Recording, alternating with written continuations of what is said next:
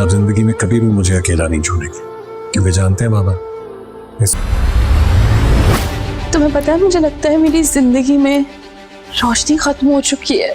वक्त में मुझे इस बात का अंदाजा हो गया कि आप बिल्कुल ठीक कहते थे। मैं आपके बिना कुछ भी नहीं।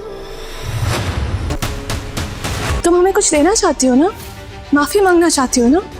ऐसा करो कि तुम हमेशा हमेशा के लिए हमसे दूर चली जाओ। तो गाइस, आने वाला एपिसोड बहुत ही कमाल का होने वाला है। वह आज अपने वालिद से कहता है कि बाबा, मुझे पता था तुम मुझे छोड़ कर नहीं जाओगे, और मैंने उस वक्त में एहसास किया था कि मैं आपके बिना कुछ भी नहीं हूँ।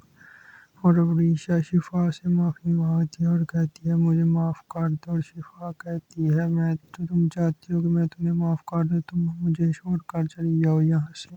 तो गाइस यार, चैनल को सब्सक्राइब और वीडियो को लाइक शेयर जरूर कर दें प्लीज़।